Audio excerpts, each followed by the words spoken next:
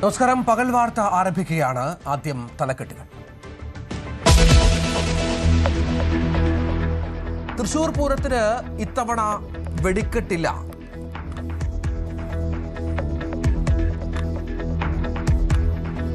കുടമാറ്റം 15 മിനിറ്റ് മാത്രം. കുടകളുടെ എണ്ണം കുറയ്ക്കും. ആനകളുടെ എണ്ണം കുറയ്ക്കില്ല. ആചാരപരമായ ആഘോഷം മാത്രം മതിയെന്ന് യോഗത്തിൽ തീരുമാനം. വെടിക്കെട്ട് വേണമെന്ന നിലപാടിൽ പാറമേക്കാവ് ദേവസ്വം.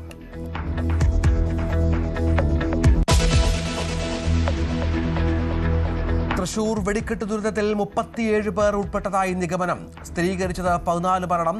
DNA പരിശോധന തുടരുന്നു. സ്ഫോടന സമയത്തെ താപനില സൂര്യന്റേതിന് സമാനമായിരുന്നുവെന്ന് ഫോറൻസിക് വിദഗ്ധർ. 15-അംഗ സംഘം സ്ഫോടനം അന്വേഷിക്കുന്നു.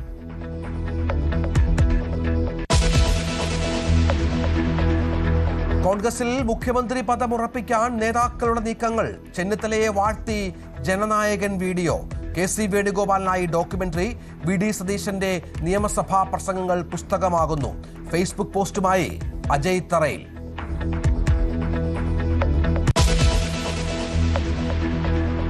പശ്ചിമേഷ്യയിലെ സമാധാന ചർച്ചകൾ നീളുന്നു. വെടിനിർത്തലിന് സമയപരിധി നിശ്ചയിച്ചിട്ടില്ലെന്ന് അമേരിക്ക. US ഏകപക്ഷീയമായി വെടിനിർത്തൽ നീട്ടിയത് തങ്ങളുടെ വിജയമെന്ന് ഇറാൻ. ലെബനനിലും സംഘർഷം മുറുകുന്നു. മാധ്യമപ്രവർത്തക കൊല്ലപ്പെട്ടു.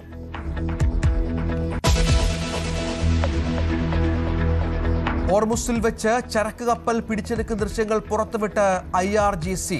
കപ്പൽ വളഞ്ഞ് മുഖമൂടി അണിഞ്ഞ സൈനികർ നിയന്ത്രണം ഏറ്റെടുക്കുന്നു. അമേരിക്കൻ ഉപരോധം മറികടന്ന് 34 ഇറാനിയൻ ടാങ്കറുകൾ മേഖല കടന്നുവെന്ന് വിവരം. കേരളത്തിൽ ജനവിശ്വാസം BJPക്ക് അനുകൂലമെന്ന് ദേശീയ അധ്യക്ഷൻ ന്യൂസ് 18നോട്. LDF UDF മാച്ച് ഫിക്സിംഗ് അവസാനിപ്പിക്കുമെന്നും നിതിൻ നബീൻ. केरल में हम लोग की बढ़ोतरी हो रही है. 1.5% से 20% तक वोट पे गए. कल तक इन दोनों की जो मैच फिक्सिंग थी, LDF UDF की जो खेल चलता था, मैं मानता हूं कि बीजेपी ने स्पष्ट रूप से अपनी उपस्थिति बड़े अंक के साथ दर्ज की है. തമിഴ്നാട്ടിലും ബംഗാളിലും NDA ഭരിക്കും. വനിതാ ബില്ലിൽ സ്ത്രീ വോട്ടർമാർ BJPക്കൊപ്പമെന്നും ദേശീയ അധ്യക്ഷൻ.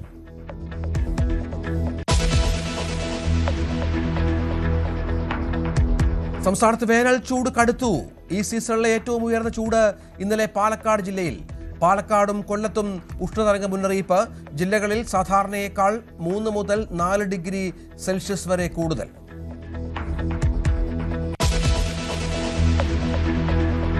സുമതി വളവ് നിർമ്മാതാവിന്റെ പരാതി കിട്ടിയിട്ടില്ലെന്ന് ഫിലിം ചേംബർ. പരാതി ലഭിച്ചാൽ ഇടപെടുമെന്നും ഭാരവാഹികൾ. മുരളി കുന്നുംപുറത്തിന്റെ ആരോപണങ്ങളിൽ മറുപടി പറയാൻ സംവിധായകനും തിരക്കഥാകൃത്തും.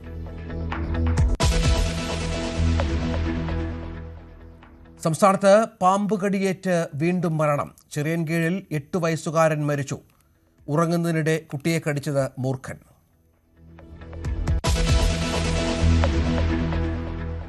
വെടിക്കെട്ടില്ലാതെ പൂരാഘോഷം.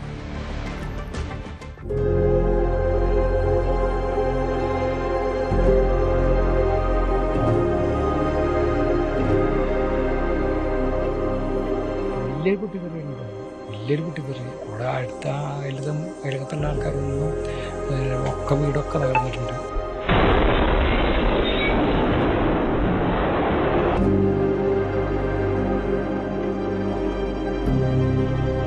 പെട്ടെന്നൊരു സൗണ്ട് കേട്ടത്. ആ സൗണ്ട് കേട്ടപ്പോൾ ഞങ്ങൾ വിചാരിച്ചു ഇടിവെട്ടുകയാണ്. അങ്ങനെ ഇടിവെട്ടുമ്പോൾ ഞാൻ ഓടൊക്കെ പറന്നു പോയി. അങ്ങനെ ഓടി പുറത്തേക്ക് പൊക്കണം മക്കളെന്ന് പറഞ്ഞു. കുട്ടികളൊക്കെ കിടക്കുന്നുണ്ട് അവിടെ. അങ്ങനെ എല്ലാവരും ഓടി പുറത്തേക്ക് പോയി. അപ്പം നിങ്ങൾക്ക് ആൾക്കാരൊക്കെ പാടത്തേക്ക് പോയി. അപ്പം ശരിക്കും പാടത്തേക്ക് പോകാൻ പാടില്ല. അത്ര നമുക്ക് മരുമക്കൾക്കൊന്നും അറിയില്ല. ഇവരൊക്കെ ഓടി പാടത്തേക്ക്. അപ്പോഴേക്കും അവിടെ വലിയ കാരണം പൊട്ടി. അപ്പം അവരെല്ലാവരും ഓടി ഇങ്ങടെ തന്നെ വീണ്ടും വന്നു.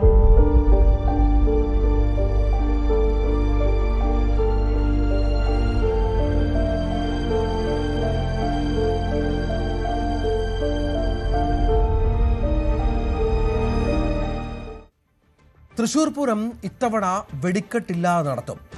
പൂരവുമായി ബന്ധപ്പെട്ട വെടിക്കെട്ട് അപകടത്തിന്റെ പശ്ചാത്തലത്തിലാണ് നടപടി. ഉന്നതതല യോഗത്തിലാണ് ഈ തീരുമാനമുണ്ടായത്. വെടിക്കെട്ട് ഒഴിവാക്കാൻ തിരുവമ്പാടി പാറമേക്കാവ് ദേവസ്വങ്ങൾ സമ്മതിച്ചു. ഹൈക്കോടതിയുടെ എന്തോ റിസ്ട്രിക്ഷൻ ഉണ്ടെന്ന് പറഞ്ഞു. ഞങ്ങൾക്ക് അതിന്റെ കോപ്പിയൊന്നും കിട്ടിയിട്ടില്ല. അതുകൊണ്ട് ബഹുമാനപ്പെട്ട മന്ത്രിമാരും ഇവരൊന്നും പ്രതികരിക്കില്ല എന്നാണ് ഇവിടെ പറഞ്ഞത്. അപ്പൊ ഞങ്ങളത് പ്രതികരിക്കാൻ പാടുമെന്ന് അറിയില്ല. പൂരം എന്തായാലും ചടങ്ങുകളെല്ലാം ഭംഗിയാക്കി നടത്തും. ഇല്ല, ഉണ്ടാവില്ല. കുടമാറ്റം ആചാരപ്രകാരമുള്ള എത്ര സമയം ഉണ്ടാവും കുടമാറ്റം? കുടമാറ്റം അത് ആചാരപരമായ കാര്യങ്ങൾ നടത്തും. ആചാരപരമായ കാര്യങ്ങൾ എല്ലാം ഉണ്ടാവും. എല്ലാ ആചാരങ്ങളും ഉണ്ടാവും. എല്ലാ ആചാരങ്ങളും നടക്കും. എല്ലാ ആചാരങ്ങളും കഴിഞ്ഞ തവണത്തെ പോലെ തന്നെ പൂരം എത്തവണ നടക്കും. എല്ലാ ആചാരങ്ങളെല്ലാം നടക്കും. ആചാരപരമായി നടക്കേണ്ട എല്ലാ കാര്യങ്ങളും നടക്കും. വെടിക്കെട്ട് ഒഴിവാക്കും.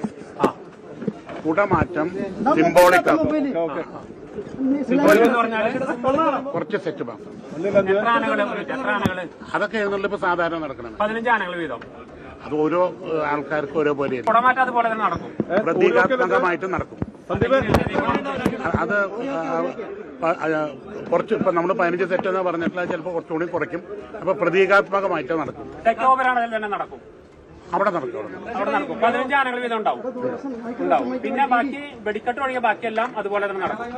ആചാരങ്ങളൊക്കെ നടക്കും. ചെറുപൂരങ്ങളുണ്ടാവും. ചെറുപൂരങ്ങളുടെ കാര്യങ്ങൾ അവർ പറയും. പാറമേക്കാവിനെ സംബന്ധിച്ച് ഏറ്റവും പ്രധാനപ്പെട്ട ചടങ്ങ്, ആചാരം ഇളഞ്ഞിത്തറ മേളം തന്നെയാണ്. അതിന് യാതൊരു തർക്കവുമില്ല. അതിഗംഭീരമായിട്ട് നടക്കും. കുടമാറ്റവും നടക്കും. പ്രതീകാത്മകമായി 15 മിനിറ്റ് നേരം മാത്രമായിരിക്കും കുടമാറ്റം. കുടമാറ്റം വളരെ ആചാരപരമായ ആഘോഷം മാത്രമാകും ഇത്തവണ ഉണ്ടാവുക. മേളവും ആനയും പൂരത്തിൽ അണിനിരക്കും.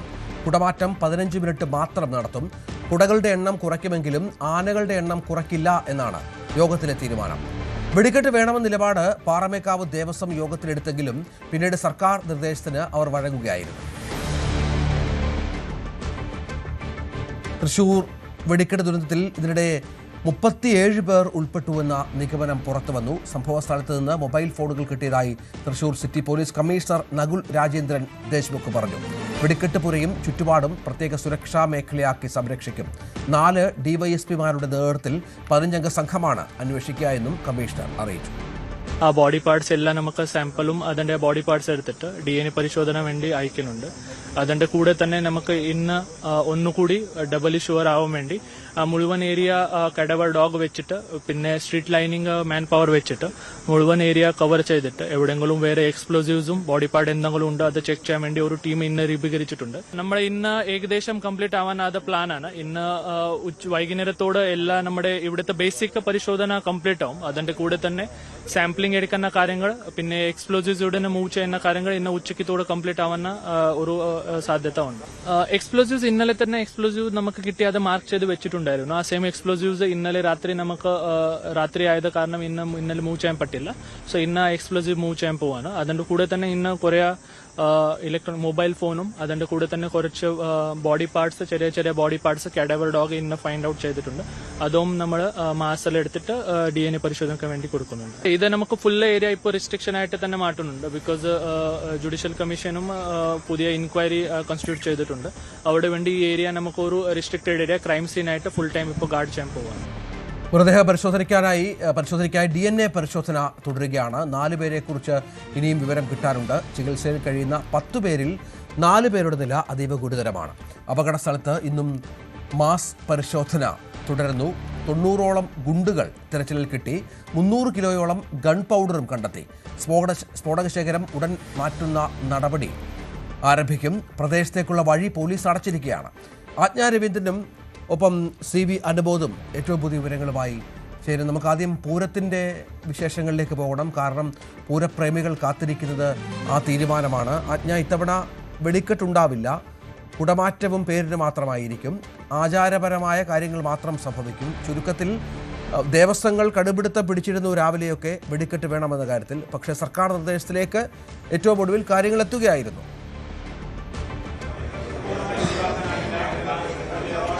തീർച്ചയായും രഞ്ജിത്ത്, വെടിക്കെട്ടുണ്ടാവില്ല. അതേസമയം ആചാരത്തിന്റെ ഭാഗമായി 1-2 കതിനെ പൊട്ടിക്കുന്ന ഒരു സാഹചര്യം ഉണ്ടാകും. പക്ഷേ വെടിക്കെട്ട് പൂർണ്ണമായും ഇല്ല എന്നുള്ള ഒരു നിലപാടിലേക്ക് തന്നെയാണ് എത്തിയിരിക്കുന്നത്. സർക്കാർ മുന്നോട്ട് വെച്ചതും അത് തന്നെയാണ്.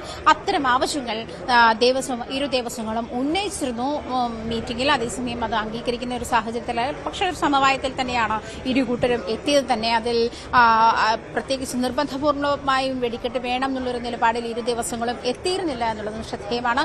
അതുമാത്രമല്ല നേരത്തെ നമ്മൾ രാവിലെ പറമേക്കാവ് ദേവസ്വം സെക്രട്ടറി സംസാരിച്ച സാഹചര്യത്തിൽ അദ്ദേഹം പറഞ്ഞത് വെടിക്കെട്ടുണ്ടാകും, വെടിക്കെട്ട് ആവശ്യപ്പെടും, അതായത് പ്രധാന വെടിക്കെട്ടും പകൽപ്പോരും കഴിഞ്ഞുള്ള വെടിക്കെട്ടും വേണം, സാമ്പിൾ വേണമെങ്കിൽ ഒഴിവാക്കാം, അത്തരത്തിലുള്ള ഒരു നിലപാടാണ് മുന്നോട്ട് വയ്ക്കാൻ പോകുന്നതെന്ന് പറഞ്ഞിരുന്നു. പക്ഷേ അത് ഉണ്ടായില്ല. അത് മാത്രമല്ല അത് സർക്കാർ മുന്നോട്ട് വെച്ചത് വെടിക്കെട്ട് വേണ്ട എന്ന് മുന്നോട്ട് വെച്ചിരുന്ന ഒരു സാഹചര്യത്തിൽ ഇപ്പോൾ നിലവിൽ ഉണ്ടാക്കിയിരിക്കുന്ന വെടിക്കെട്ട് ഉപകരണങ്ങൾ നിർവീര്യമാക്കാനുള്ള അനുമതി തേടുകയും ആ അനുമതിക്ക് ശേഷം അത് നിർവീര്യമാക്കുന്ന പ്രവൃത്തികൾ തുടരുകയും ചെയ്യുമെന്നാണ് പാറമേക്കാവ് ദേവസ്വം സെക്രട്ടറി ജി രാജേഷ് നമ്മളോട് അല്പം മുൻപ് പ്രതികരിച്ചത്. അങ്ങനെയാണ്. എന്തായാലും പൂരം ആചാരപരമായ ചടങ്ങുകളോടെ പൂരം പൂർണ്ണമായും നടക്കും. അതേസമയം കുടമാറ്റത്തിന്റെ സമയം കുറിച്ചിട്ടുണ്ട്. 15 മിനിറ്റായിട്ട് കുടമാറ്റം ചുരുക്കിയിട്ടുണ്ട്.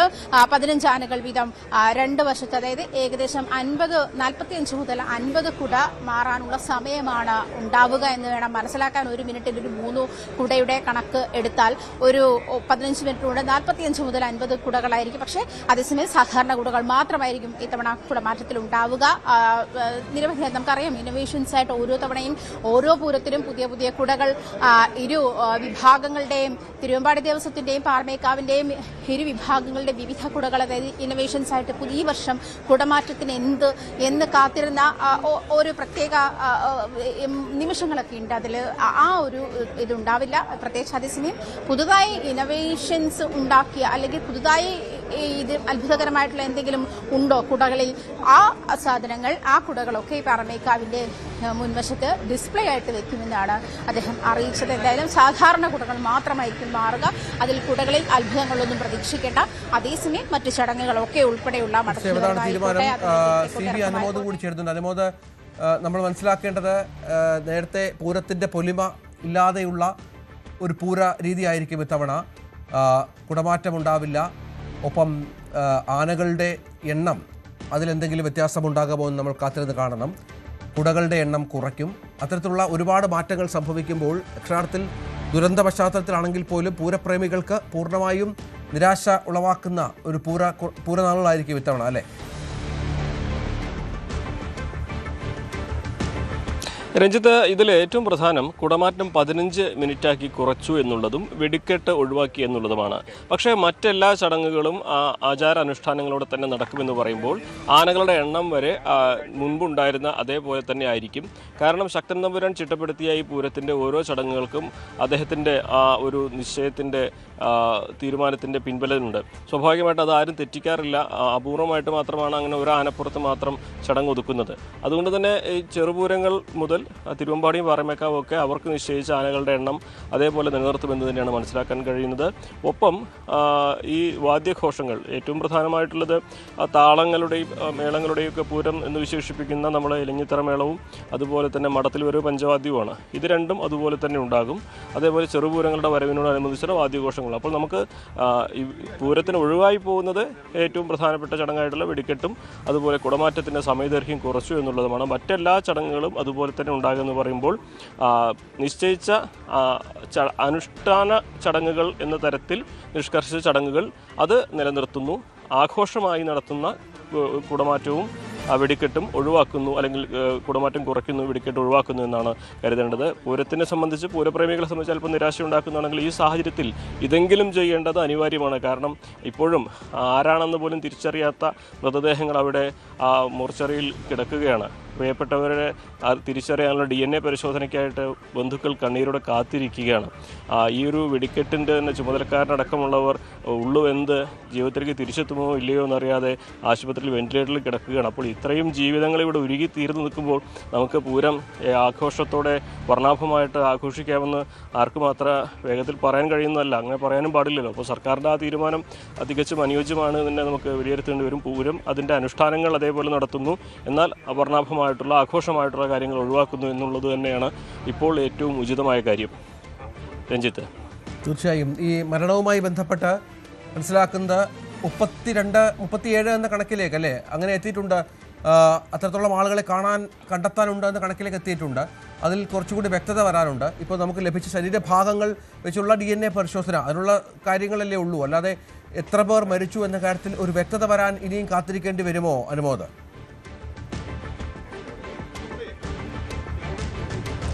രഞ്ജിത്ത്, ഇതിൽ 38 എന്നൊരു നമ്പർ, അതിൽ 37 പേരെ അറിയാം. അതിൽ 4 പേരെ കണ്ടെത്താനുണ്ട്.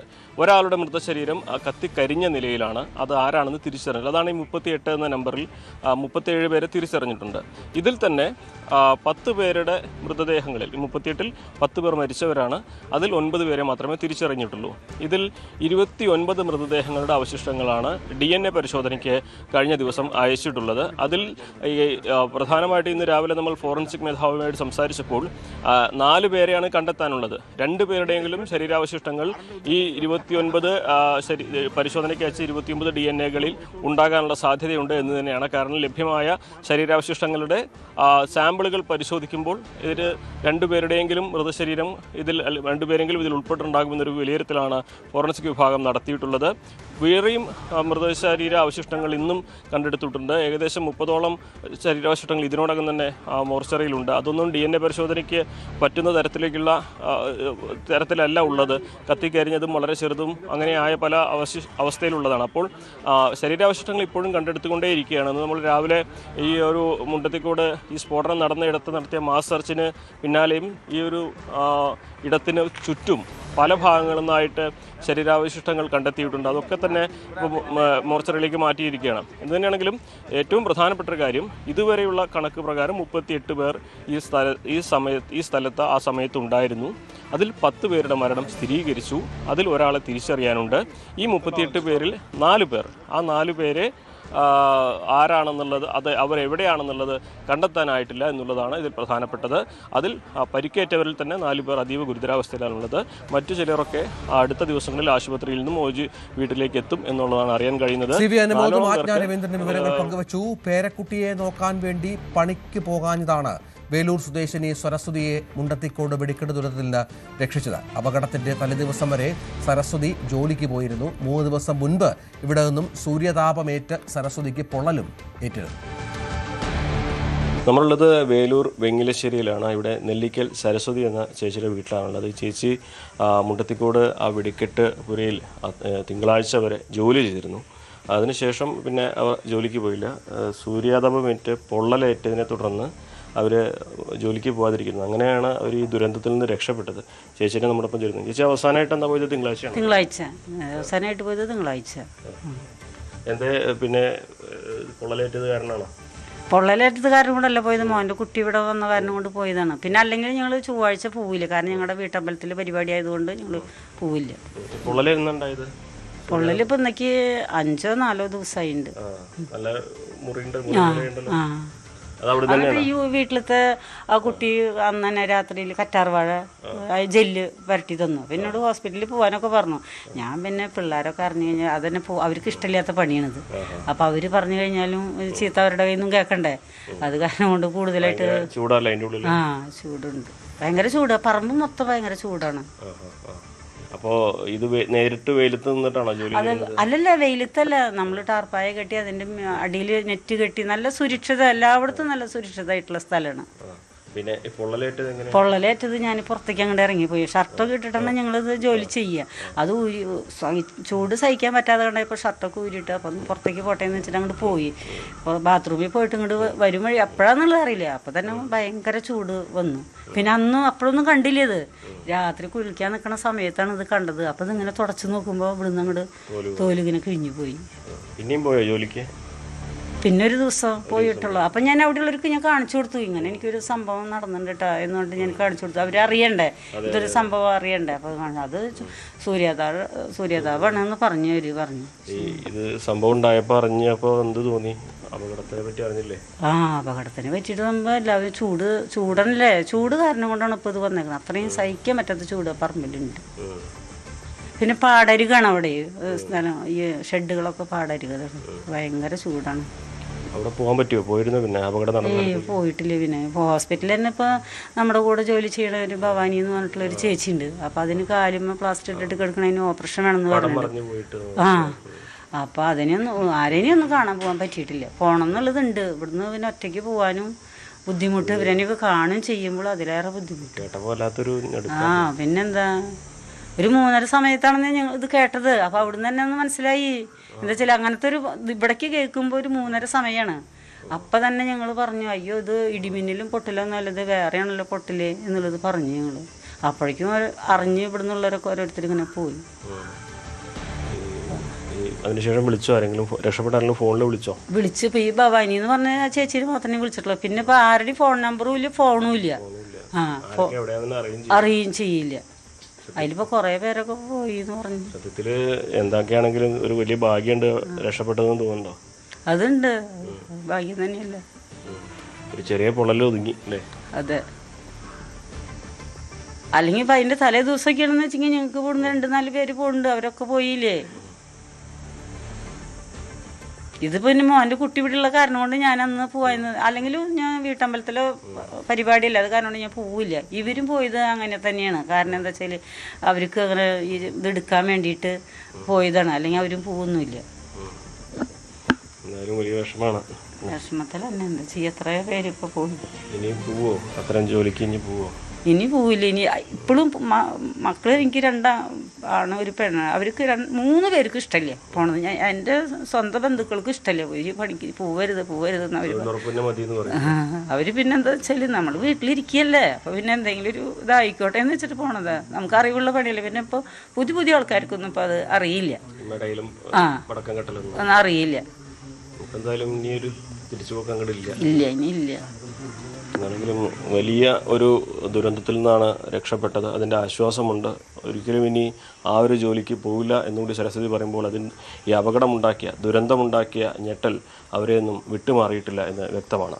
അഖിലൂട്ട് പാറയ്ക്കൊപ്പം CB അനുമോദ്, ന്യൂസ് 18. മുണ്ടത്തിക്കോട് വെടിക്കെട്ട് ദുരന്തത്തിൽ ശക്തമായ സ്ഫോടനാഘാതമാണ് ഉണ്ടായതെന്ന് തൃശൂർ മെഡിക്കൽ കോളേജ് ഫോറൻസിക് മേധാവി ഡോക്ടർ ഹിതേഷ് ശങ്കർ. ആന്തരിക ശരീരഭാഗങ്ങൾ വരെ ചിന്നച്ചിതറി.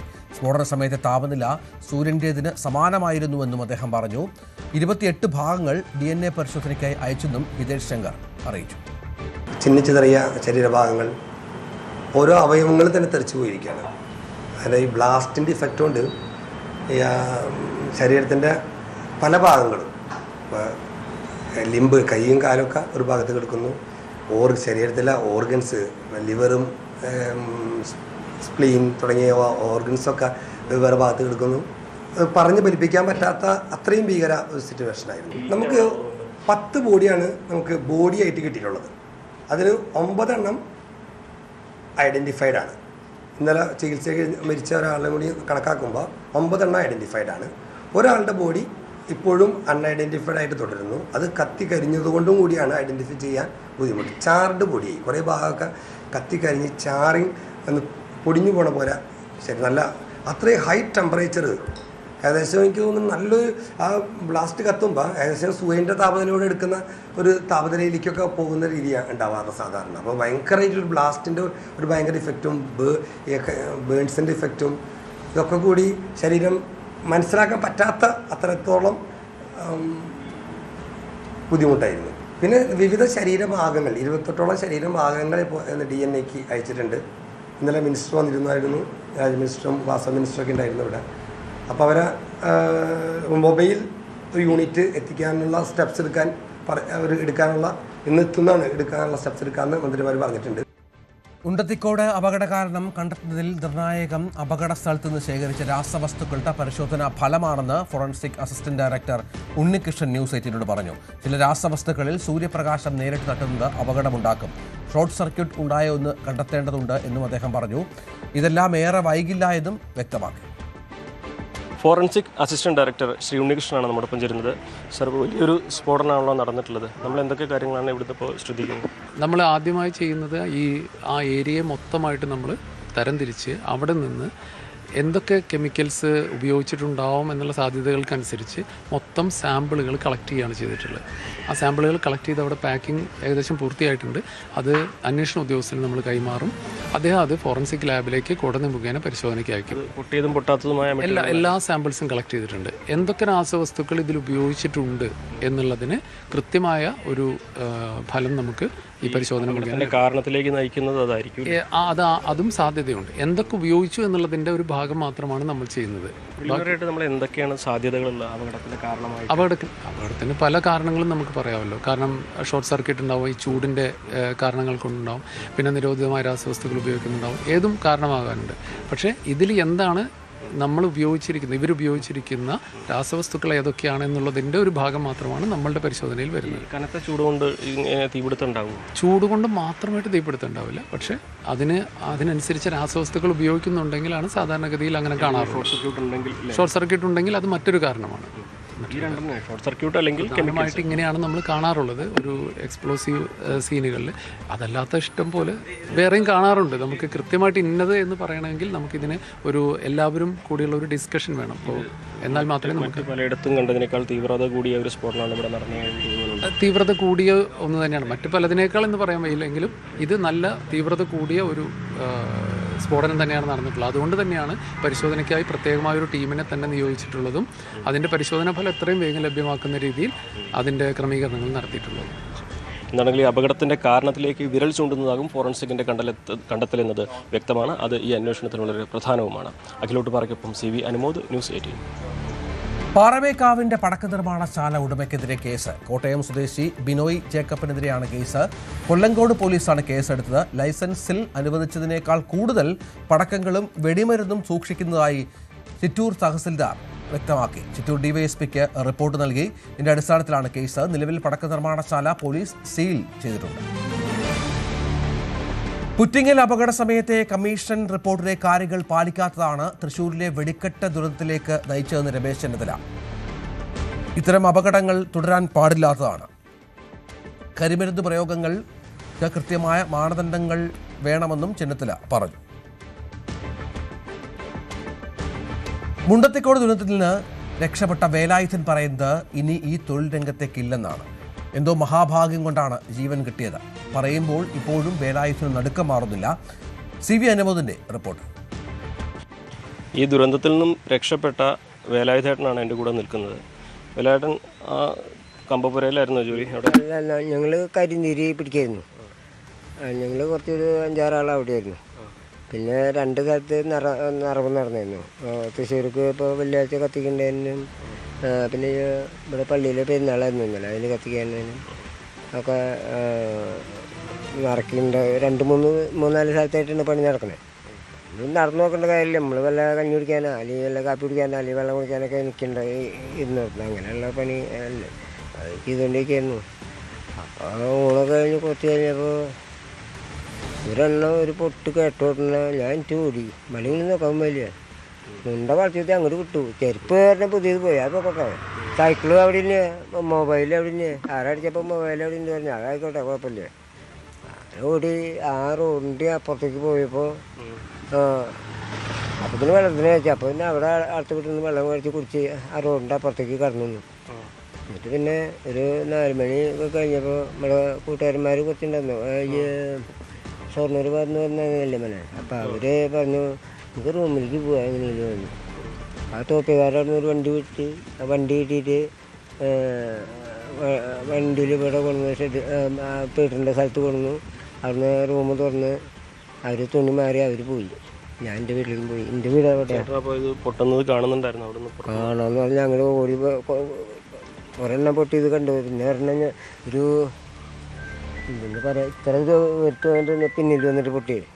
ഞാൻ അടിച്ച് പിന്നിക്ക് പോവല്ലേ, ഞാൻ നോക്കാന്ന് പോലെ മനസ്സിലാക്കി പോയില്ല. കണക്ക് തെറ്റിന്ന് മനസ്സിലായി. അതല്ലേ നമുക്ക് അറിയില്ല മോനെ, എനിക്ക് അത് അത്ര പറയാൻ പറ്റില്ല. അത്ഭുതമായിട്ട് തോന്നുന്നു രക്ഷപ്പെട്ടത്. പിന്നെ അത്ഭുതമായി 2ാം ജന്മക്ക് ഇപ്പോൾ സത്യം പറഞ്ഞാൽ ഒരിക്കലും പ്രതീക്ഷിച്ചിട്ട് പോലും നമ്മൾ ഈ പണിക്ക് കുറേ കാലം ഇവരച്ചുള്ളപ്പോൾ തന്നെ പോയി തുടങ്ങിയതാ. മണിയായിട്ടുള്ളപ്പോൾ തന്നെ പോയി തുടങ്ങിയിട്ടുള്ളതാ. അപ്പം നമ്മൾ പണി തീരെ നാട്ടിൽ പണിയില്ല, കൈക്കോട്ട് പണിയൊന്നുമില്ല വെച്ചെങ്കിൽ അവരെ കൂടെ പോവും, പണിക്ക് പോകും. ആദ്യമായിട്ടാണ്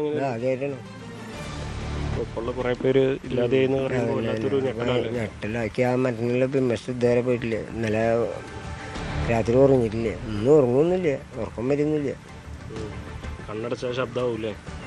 ഇനി പൊട്ടുന്ന സൗണ്ടും ആൾക്കാരുടെ ചെറിയും കളിയും തമാശ. ചോറുണ്ട് വന്നിട്ട് കൈ കഴിക്കാൻ പോകുമ്പോൾ ഓരോ കൊത്തി ഓരോ തമാശ പറയും അങ്ങോട്ടും ഇങ്ങോട്ടൊക്കെ. അതിനൊരു കുടുംബം വരെ ജീവിക്കുക. അങ്ങനെ ആരെങ്കിലും അപകടത്തിൽപ്പെട്ട് കണ്ടോ? പെട്ട് കണ്ടോന്ന് പറഞ്ഞാൽ ഞാൻ ഓടി ഓട്ടം. പിന്നെ അവിടുന്ന് 6 മണി കഴിഞ്ഞിട്ട് അവിടുന്ന് കയറി പോന്നു. പിന്നെ ഒന്നും അറിയില്ല. ആംബുലൻസ് ആദ്യം വരുന്നുണ്ട്, ഇദ്യം വരുന്നുണ്ട്. സാറുമാരും മനുഷ്യരും ഒക്കെ അവിടെ ബുക്കും തിരക്കാൻ കച്ചവടം. അപ്പോൾ കുറച്ച് നേരത്തെ അവിടുന്ന് ആൾക്കാർ ഇറങ്ങി പോയിട്ട് എനിക്കൊന്നും പറ്റിയിട്ടില്ല.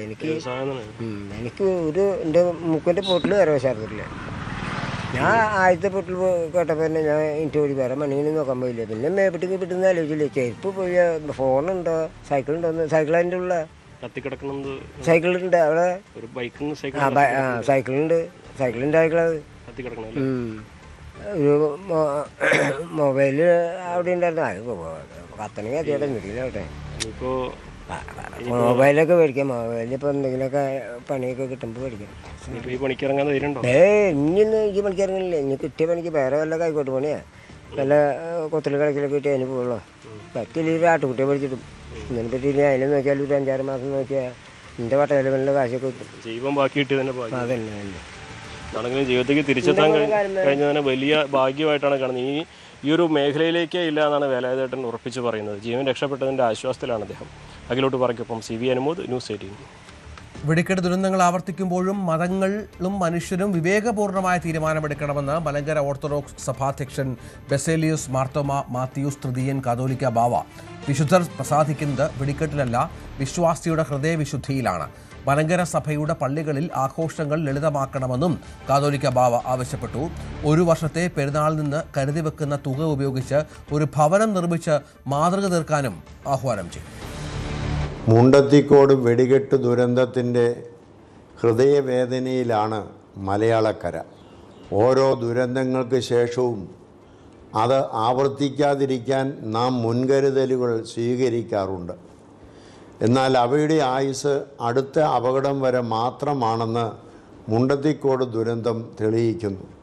എല്ലാ മതങ്ങളും ഇക്കാര്യത്തിൽ വിവേകപൂർണമായ തീരുമാനം കൈക്കൊള്ളണം. സഹതായും പരിശുദ്ധന്മാരും പ്രസാദിക്കുന്നത് വെടിക്കെട്ടിലല്ല, വിശ്വാസിയുടെ ഹൃദയവിശുദ്ധിയിലാണ് എന്നത് നാം അറിഞ്ഞിരിക്കണം. മലങ്കര സഭയുടെ ദേവാലയങ്ങൾ ആഘോഷങ്ങൾ ലളിതമാക്കണം. അതിരുകടന്ന ആഘോഷങ്ങളിലല്ല, അവനെ കരുതുന്ന സ്നേഹത്തിലും കരുണയിലുമാണ് ദൈവം പ്രസാദിക്കുന്നത്. എവിടെയോ നടക്കുന്ന യുദ്ധങ്ങൾ നമ്മുടെ അടുക്കളയിലേക്ക് വരെ വ്യാപിച്ചത് മറക്കരുത്. പണം അനാവശ്യമായി ചെലവഴിക്കുമ്പോൾ വരാനിരിക്കുന്ന സാമ്പത്തിക പ്രതിസന്ധികളെ വിസ്മരിക്കരുത്. പ്രിയ സഭാമക്കളെ, ആഘോഷങ്ങൾക്കായി വിനിയോഗിക്കുന്ന പണം സാമ്പത്തിക പ്രതിസന്ധികൾ നേരിടുന്ന സഹോദരങ്ങളുടെ നന്മയ്ക്കായി വിനിയോഗിക്കുവാൻ നമുക്ക് കൈകോർക്കാം. സംസ്ഥാനത്ത് വീണ്ടും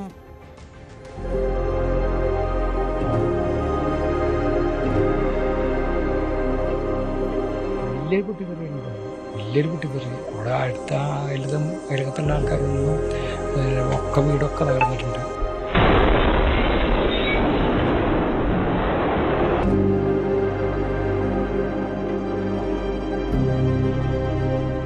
സൗണ്ട് കേട്ടത്. ആ സൗണ്ട് കേട്ടപ്പോൾ ഞങ്ങൾ വിചാരിച്ചു ഇടിവെട്ടുകയാണ്. അങ്ങനെ ഇടിവെട്ടുമ്പോൾ ഞാൻ ഓടൊക്കെ പറന്നു പോയി. അങ്ങനെ ഓടി പുറത്തേക്ക് പൊക്കണം മക്കളെന്ന് പറഞ്ഞു. കുട്ടികളൊക്കെ കിടക്കണ്ട അവിടെ. അങ്ങനെ എല്ലാവരും ഓടി പുറത്തേക്ക് വന്നു. അപ്പം ഇതിൻ്റെ ആൾക്കാരൊക്കെ പാടത്തേക്ക് പോയി. അപ്പം ശരിക്കും പാടത്തേക്ക് പോകാൻ പാടില്ല അത്ര. നമുക്ക് മരുമക്കൾക്കൊന്നും അറിയില്ല. ഇവരൊക്കെ ഓടി പാടത്തേക്ക്. അപ്പൊക്കെ അവിടെ വലിയ കാരണം പൊട്ടി. അപ്പം അവരെല്ലാവരും ഓടി ഇങ്ങടെ തന്നെ വീണ്ടും വന്നു.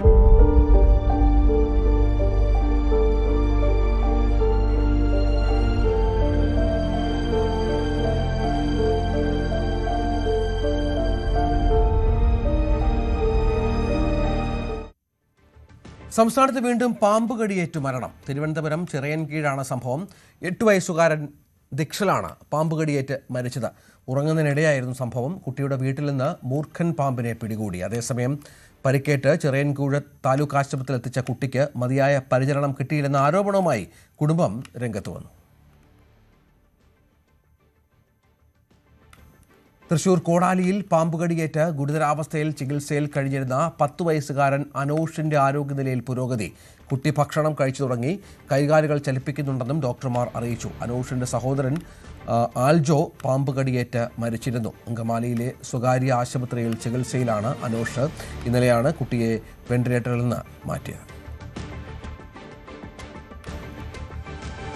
സംസ്ഥാനത്ത് ഉഷ്ണതരംഗ മുന്നറിയിപ്പ്. പാലക്കാടും കൊല്ലത്തുമാണ് ഉഷ്ണതരംഗ മുന്നറിയിപ്പുള്ളത്. എല്ലാ ജില്ലകളിലും ജാഗ്രത പാലിക്കണമെന്നും ദുരന്ത നിവാരണ അതോറിറ്റി അറിയിച്ചു. ഈ സീസണിലെ ഏറ്റവും ഉയർന്ന ചൂട് ഇന്നലെ പാലക്കാട് രേഖപ്പെടുത്തി. സംസ്ഥാനത്തുടനീളം ചൂട് വർദ്ധിച്ച സാഹചര്യത്തിൽ കനത്ത രീതിയിലേക്ക്, അതായത് ഉഷ്ണതരംഗ രീതിയിലേക്ക് അടക്കം കാര്യങ്ങൾ എത്തുന്ന ഒരു സാഹചര്യമാണ് നിലവിൽ മനസ്സിലാക്കാൻ കഴിയുന്നത്. കേന്ദ്ര കാലാവസ്ഥാ വകുപ്പിന്റെ നിർദ്ദേശപ്രകാരം ഇപ്പോൾ ഉഷ്ണതരംഗ മുന്നറിയിപ്പ് തൃശൂർ, പാലക്കാട്, കൊല്ലം ജില്ലകളിൽ ഇപ്പോൾ പ്രഖ്യാപിച്ചിട്ടുണ്ട്. 12:30 ശേഷം ഈ 3 ജില്ലകളിലും വലിയ രീതിയിൽ ചൂട് കൂടാനുള്ള ഒരു സാഹചര്യമുണ്ട്. ഇവിടെ സാധാരണ അനുഭവപ്പെടുന്നതിനേക്കാൾ കൂടുതൽ 4 ഡിഗ്രി സെൽഷ്യസിലധികം ചൂട് വർദ്ധിക്കാനുള്ള ഒരു സാധ്യതയടക്കം കേന്ദ്ര കാലാവസ്ഥാ നിരീക്ഷണ കേന്ദ്രം അറിയിക്കുന്നുണ്ട്. മാത്രമല്ല മറ്റെല്ലാ ജില്ലകളിലും, ഇടുക്കി, വയനാട് ഒഴികെയുള്ള മറ്റ് എല്ലാ ജില്ലകളിലും ചൂട് ഉയർന്നു തന്നെയാണ് നിൽക്കുന്നത്. പക്ഷേ ഈ 3 ജില്ലകളിലും വലിയ രീതിയിൽ ചൂട് ഉയരുന്നതുകൊണ്ടാണ് ഇവിടെ ഉഷ്ണതരംഗത്തിനൊരു സാധ്യത കേന്ദ്ര കാലാവസ്ഥാ വകുപ്പ് അറിയിച്ചിട്ടുള്ളത്. ഇതിന്റെ ഭാഗമായി കവച് സൈറൻ മുന്നറിയിപ്പ് ഇതിനു മുൻപ് തന്നെ സംസ്ഥാനത്തുടനീളം ഇത് പരീക്ഷണാടിസ്ഥാനത്തിലടക്കം നടത്തിയിരുന്നു. ആ ഒരു സൈറൻ മുഴങ്ങുമെന്നും കേന്ദ്ര കാലാവസ്ഥാ വകുപ്പ് അറിയിച്ചിട്ടുണ്ട്. അതുമായി ബന്ധപ്പെട്ട നടപടിക്രമങ്ങളെല്ലാം പൂർത്തീകരിച്ചിട്ടുമുണ്ട്. എന്തുതന്നെയായാലും ഇതുമായി ബന്ധപ്പെട്ട്, അതായത് ചൂട് കനത്ത രീതിയിൽ തുടരുന്നതുകൊണ്ട് തന്നെ ഈ ജില്ലയിലെ ആൾക്കാർ കൂടുതൽ ശ്രദ്ധ ചെലുത്തണം. കാരണം ഈ സമയത്ത് ഉച്ചസമയങ്ങളിലടക്കം നേരിട്ട് വെയിൽ ഏൽക്കാതിരിക്കാനും നിർജ്ജലീകരണം അടക്കം ഒഴിവാക്കുകയും വേണം. ഒപ്പം മറ്റ് സാഹചര്യങ്ങൾ, അതായത് വീട്ടിനേക്ക് അകത്തേക്ക് അടക്കം ഏജന്റുകളടക്കം കയറുന്നൊരു സാഹചര്യം ഉണ്ടാകാനുള്ള സാധ്യതയുണ്ട്. ഇതെല്ലാം മുന്നിൽ കണ്ടുകൊണ്ട് വലിയ ജാഗ്രതാ നിർദ്ദേശം പുറപ്പെടുവിച്ചിട്ടുണ്ട്. മാത്രമല്ല ഇപ്പോൾ വേനൽ അവധി കൂടിയാണ്. കുട്ടികൾ വീട്ടിൽ തന്നെ തുടരുന്ന സാഹചര്യത്തിൽ കുട്ടികളുടെ കാര്യത്തിലടക്കം കൂടുതൽ ശ്രദ്ധ വേണമെന്നും ആരോഗ്യവകുപ്പും ഒപ്പം ദുരന്ത നിവാരണ അതോറിറ്റി അടക്കം ഇപ്പോൾ നിർദ്ദേശം പുറപ്പെടുവിച്ചിട്ടുണ്ട്. വരുന്ന ദിവസങ്ങളിലും ചൂട് ഉയർന്നു തന്നെയാണ് നിൽക്കാനാണ് സാധ്യത. പാലക്കാട് ജില്ലയിലും കൊല്ലം ജില്ലയിലും തൃശൂർ ജില്ലയിലും ചൂട് ഉയർന്നു നിൽക്കാൻ തന്നെയാണ് സാധ്യത. മറ്റ് ജില്ലകളിലും സാധാരണ അനുഭവപ്പെടുന്നതിനേക്കാൾ കൂടുതൽ ചൂട് ലഭിക്കുമെന്നാണ് പറയുന്നത്. മെയ് ആദ്യ വാരത്തോടു കൂടി മാത്രമായിരിക്കും ഈ ഒരു വേനൽ മഴയുടെ ഒരു സാധ്യത ഇപ്പോൾ പറയുന്നത്. കഴിഞ്ഞ ദിവസം ഒറ്റപ്പെട്ട വേനൽ മഴ അനുഭവപ്പെട്ടിരുന്നെങ്കിലും പിന്നീട് ഇന്നടക്കം ചൂട് തന്നെയാണ് എല്ലാവിടെയും അനുഭവപ്പെടുന്നത്. എന്തുതന്നെയായാലും ഉഷ്ണതരംഗ സാധ്യത നിലനിൽക്കുന്നതുകൊണ്ട് ഈ ജില്ലകളിലെ ജനങ്ങൾ കൂടുതൽ ശ്രദ്ധ ചെലുത്തണമെന്നാണ് കേന്ദ്ര കാലാവസ്ഥാ നിരീക്ഷണ കേന്ദ്രം അറിയിച്ചിരിക്കുന്നത്. ക്യാമറാമാൻ ബിബിനോടൊപ്പം സാരംഗ് സുധാകരൻ, ന്യൂസ് 18, തിരുവനന്തപുരം. കൊല്ലത്ത് കരിയില കത്തിക്കുന്നതിനിടെ പൊള്ളലേറ്റ് വയോധിക മരിച്ചു. കുഴുപതിക്കാട് പാലവിള വീട്ടിൽ ലീലയാണ് മരിച്ചത്. ഇന്നലെ വൈകിട്ട് 6 മണിയോടെയാണ് അപകടം. ഗുരുതരമായി പൊള്ളലേറ്റ ലീല ചികിത്സയ്ക്കിടയിലാണ് മരിച്ചത്. തീയാളി പടർന്നതോടെ പൊള്ളലേൽക്കുകയായിരുന്നു. കനത്ത വേനലിൽ തീയിടുമ്പോൾ ഇത്തരം അപകടങ്ങൾ സംഭവിക്കാൻ സാധ്യതയുള്ളതിനാൽ ജാഗ്രത വേണമെന്ന് ദുരന്ത നിവാരണ അതോറിറ്റി മുന്നറിയിപ്പുണ്ട്. തലസ്ഥാന നഗരത്തിലേക്ക് കുടിവെള്ളം എത്തിക്കുന്ന പേപ്പാറ ഡാമിൽ ഇനിയുള്ളത് 3 ആഴ്ചത്തേക്കുള്ള വെള്ളം മാത്രം. കൊടുംവേനൽ നീണ്ടുനിൽക്കുമെന്ന പ്രവചനവും നഗരവാസികളുടെ ആശങ്ക കൂട്ടുന്നു. കൊടുംവേനലിൽ സംസ്ഥാനത്തെ നീരുറവകളും ജലാശയങ്ങളും ഒക്കെ വറ്റിവരളുകയാണ്. പേപ്പാറ ഡാമാണ് തലസ്ഥാന നിവാസികളുടെ, തിരുവനന്തപുരത്തുകാരുടെ നീരുറവ. പേപ്പാറ ഡാമിൽ നിന്നുള്ള വെള്ളം അരുവിക്കരയിൽ എത്തിച്ച് ശുദ്ധീകരിച്ചാണ് തലസ്ഥാനവാസികൾക്ക് കുടിവെള്ളമായി മാറുന്നത്. പക്ഷേ ഇവിടുത്തെ കണക്കുകളും വലിയ ആശങ്കയാണ് ഇപ്പോൾ തലസ്ഥാന നിവാസികൾക്ക് ഉണ്ടാക്കിയിട്ടുള്ളത്. ഓരോ ദിവസവും പേപ്പാറ ഡാമിന്റെ സംഭരണശേഷിയിലെ ജലനിരപ്പ് കുറയുകയാണ്. അതും വലിയ രീതിയിൽ തന്നെ ആ കുറവ് വരുന്നു. 107.05 മീറ്ററാണ് പേപ്പാറ ഡാമിന്റെ സംഭരണശേഷി. എന്നാൽ ഇത് 97.75 മീറ്ററായി താഴ്ന്നു കഴിഞ്ഞു. ഒരു ദിവസം മുമ്പ് 98 മീറ്റർ ആയിരുന്നതാണ് വളരെ പെട്ടെന്ന് വീണ്ടും ജലനിരപ്പ് താഴ്ന്നത്. ആശങ്കയുണ്ടാക്കുന്ന കണക്കുകളാണിത്. ഇപ്പോഴത്തെ സ്ഥിതി അനുസരിച്ച് മെയ് 15 വരെയുള്ള വെള്ളം പേപ്പാറിലുണ്ടെന്നാണ് ജല അതോറിറ്റിയുടെ വിലയിരുത്തൽ. എന്നാൽ വേനൽ മഴ പെയ്യാതിരുന്നാൽ, വേനൽ ഇനിയും ശക്തമായാൽ ഈ കണക്കുകൾ മാറ്റമുണ്ടാകാം. ഏതാണ്ട് 3 ആഴ്ചത്തേക്കുള്ള വെള്ളം അതുമാത്രമാണ് ഇപ്പോൾ പേപ്പാറ ഡാമിലുള്ളത്. 88 മീറ്ററോളം ജലനിരപ്പ് താഴ്ന്നാൽ അരുവിക്കരയിലേക്കുള്ള ജലവിതരണത്തിൽ തടസ്സമുണ്ടാകാം. അതാണിപ്പോൾ ആശങ്കയുയർത്തുന്നത്. ഓരോ ദിവസവും ചൂട് ശക്തമാവുകയാണ്. കടുത്ത വേനൽ മെയ് പകുതി വരെയെങ്കിലും ഉണ്ടാകുമെന്നാണ് മുന്നറിയിപ്പ്. അങ്ങനെ വന്നാൽ സ്ഥിതിഗതികൾ കൂടുതൽ രൂക്ഷമാകും. 9 വർഷം മുമ്പ് ഒരു വേനൽക്കാലത്ത് നെയ്യാറിൽ നിന്ന് വെള്ളം കൊണ്ടുവന്നിരുന്നു. എന്നാൽ അത്ര എളുപ്പമുള്ള നടപടിക്രമങ്ങളല്ല അതിനുള്ളത്.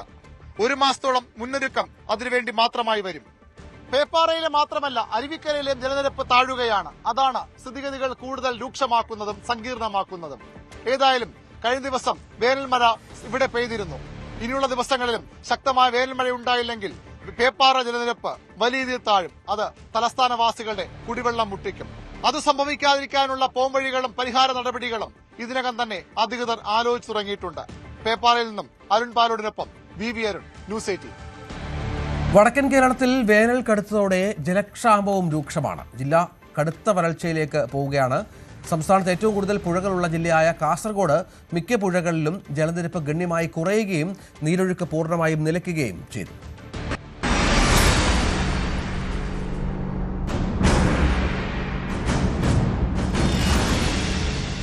വടക്കൻ കേരളത്തിൽ വേനൽ കടുത്തതോടെ ജലക്ഷാമവും രൂക്ഷം. ജില്ല കടുത്ത വരൾച്ചയിലേക്ക്. സംസ്ഥാനത്ത് ഏറ്റവും കൂടുതൽ പുഴകളുള്ള ജില്ലയായ കാസർഗോഡ് മിക്ക പുഴകളിലും ജലനിരപ്പ് ഗണ്യമായി കുറയുകയും നീരൊഴുക്ക് പൂർണ്ണമായും നിലയ്ക്കുകയും ചെയ്തിട്ടുണ്ട്. പുത്തികെ, ചെറിയ പുഴകൾ പൂർണ്ണമായും വറ്റിവരണ്ടതോടെ പ്രദേശത്ത് ജലക്ഷാമവും രൂക്ഷം. വറ്റിവരണ്ട പുഴയിൽ കിണർ കുഴിച്ചാണ് പ്രാഥമിക ആവശ്യങ്ങൾക്കുൾപ്പെടെ ജലസേചനത്തിനായി വെള്ളം കണ്ടെത്തുന്നത്. 2 മാസം മുൻപ് നിറഞ്ഞു കവിഞ്ഞു കലങ്ങി ഒഴുകിയ പുഴ ഒരു അടയാളം മാത്രമായി മാറിയിരിക്കുകയാണിപ്പോൾ. അശാസ്ത്രീയമായ രീതിയിലുള്ള മണലെടുപ്പും വ്യാപകമായി കുന്നിടിക്കലുമാണ് ജലാശയങ്ങൾ വറ്റിവരളാൻ പ്രധാന കാരണം. ജലക്ഷാമം ഒരു തരത്തിലും വന്നുകൂടാത്ത സാഹചര്യമാണ് ഉണ്ടാവേണ്ടത്. എന്നാൽ നിർഭാഗ്യകരമെന്ന് പറയട്ടെ, കാസർഗോഡിൻ്റെ പ്രകൃതി സമ്പത്ത് ചൂഷണം ചെയ്തുകൊണ്ട്, പ്രത്യേകിച്ച് കുന്നുകളും മലകളും ഇടിച്ചു നിരത്തി പാരിസ്ഥിതിക ആഘാതങ്ങൾ സൃഷ്ടിച്ചുകൊണ്ട് നദികളിലെ വെള്ളം കുറഞ്ഞു വരികയാണ്. ക്രമാതീതമായ മണലെടുപ്പും നദികളിലെ വെള്ളത്തിന് ശോഷണത്തിന് കുറവ് വരുത്തുന്നു. അടിയന്തരമായ ഇടപെടലുകൾ ഉണ്ടാവുന്നില്ലെങ്കിൽ കാസർഗോഡ് ജില്ല അതീവ ഗുരുതരമായ ജലപ്രതിസന്ധിയിലേക്ക് പോകേണ്ടി വരും. ജില്ലയിൽ മിക്ക കിണറുകളിലും തോടുകളിലും സ്ഥിതി വിഭിന്നമല്ല. വാഹനങ്ങളിൽ വെള്ളമെത്തിച്ച് കുടിവെള്ളക്ഷാമത്തിന്റെ പ്രതിസന്ധി പരിഹരിക്കാനുള്ള തയ്യാറെടുപ്പിലാണ് ജില്ലയിലെ ത്രിതല പഞ്ചായത്ത് ഭരണസമിതികൾ. KV Baiju, news 18, Kasaragod. കണ്ണൂരിൽ സൂര്യാതാപമേറ്റ് യുവാവ് മരിച്ചു. പള്ളിപ്പൊയിൽ സ്വദേശി സനൽകുമാറാണ് മരിച്ചത്. കിണർ പണിക്കിടെ കുഴഞ്ഞു വീഴുകയായിരുന്നു.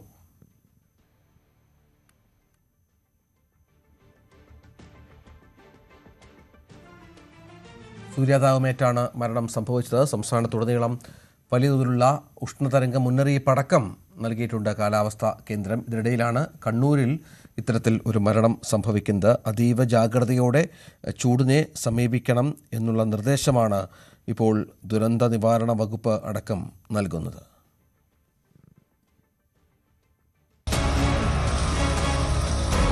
കനത്ത വേനൽ ചൂടിൽ വെന്തുരുകുകയാണ് കേരളം. വയനാട് ആൾക്കാർക്ക് ഭീതി ഉണ്ടാക്കുന്ന തരത്തിൽ നാട്ടിലിറങ്ങിയ ഒരു കടുവയുണ്ട്. 14 വയസ്സുകാരായ മണികണ്ഠൻ. പുള്ളിപ്പുലിക്കുട്ടൻ സായിയുടെ പുലിവിശേഷങ്ങൾ ഇങ്ങനെയൊക്കെയാണ്. AC-യും കൂളറുമൊക്കെ വെച്ചുകൊണ്ടാണ് ഈ പാമ്പുകളുടെ, അനക്കോണ്ടയുടെയും രാജവെമ്പാലയുടെയും ഒക്കെ ശരീര ഊഷ്മാവ് നിലനിർത്തുന്നത്.